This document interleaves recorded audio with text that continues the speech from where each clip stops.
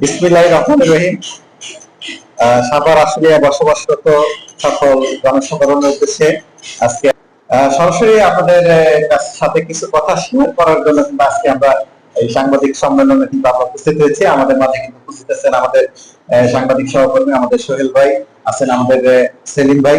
আছেন আমাদের সবুজ ভাই, সাংবাদিক সবুজ ভাই, আছেন আমাদের দেশের শাহিন ভাই, আছেন আমাদের সিবিএম এবং আমার বাংলাদেশের সোহেল ভাই,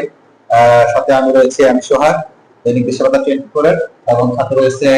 ঢাকা টিভির স্পেশাল রিপোর্টার এবং আমার বাংলাদেশের মনসুর ভাই, এবং আছে আমাদের দেশবার্তা নিউজের স্পেশাল রিপোর্টার বাবুল ভাই, আছেন দৈনিক আজকে জনগণের স্টাফ রিপোর্টার সাংবাদিক সাজ্জাদ ভাই, আমাদের ক্যামেরা রয়েছেন কিন্তু আমাদের সকলের প্রিয়, সকলের বড় ভাই, আমাদের সকলের প্রিয় ভাই আমাদের পলাশ ভাই। আসলে আজকে আমরা আমাদের মাঝে যারা এখানে উপস্থিত আছে এখানে কিন্তু সকলেই বিভিন্ন প্রিন্ট এবং বিভিন্ন অনলাইন এবং বিভিন্ন মিডিয়ায় সকলে আমরা কাজ করছি, এবং আপনারা নিশ্চয়ই অবগত রয়েছেন যে সাভার আশুলিয়ার ভিতরে আমরা যথেষ্ট পরিমাণ চেষ্টা করছি সঠিক যে তথ্য সংগ্রহ করে এটা কিন্তু দেশবাসীর কাছে তুলে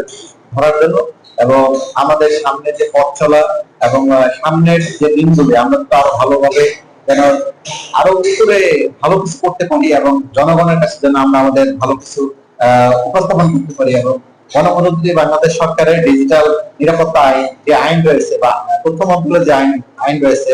বাংলাদেশ প্রেস কাউন্সিলের যে আইন রয়েছে, সেই আইন অনুযায়ী আমরা যেন আমাদের তথ্য সংগ্রহ করে আমরা যেন সেই তথ্যটা প্রচার করতে পারি, সেই লক্ষ্যে কাজ করার জন্য কিন্তু আমরা আজকে এখানে একটি সাংবাদিক অফিসে কিন্তু আমরা কিন্তু অফিসে কিন্তু আমরা একসাথে হয়েছি, এবং ভবিষ্যতে আমরা ঐক্যবদ্ধভাবে সকল সমাজের যত অন্যায় আছে এগুলো সবকিছু আমরা তুলে ধরবো এবং সবসময়ের জন্য দেশের সেবায় নিজেদেরকে আমরা নিয়ে যেতে রাখবো। ধন্যবাদ সকলকে। এবং আমাদের অফিসের লোকেশনটি আশুলিয়ার জামগড়া শরীফ সুপার মার্কেট 14 তলা। আমাদের জন্য আপনারা সকলে দোয়া করবেন। যারা যারা আমাদের আজকের এই ভিডিওটি দেখবেন তাদের সকলের কাছে একটাই মেসেজ, আমরা সবকিছু ভুলে গিয়ে স্বাধীন, নিরপেক্ষ ও নিরপেক্ষতা বজায় রেখে সামনের সাংবাদিকতায় আমরা যেন দেশের জন্য ভালো কিছু করতে পারি সেই আশা ব্যক্ত করছি। ধন্যবাদ সকলকে। আল্লাহ হাফেজ।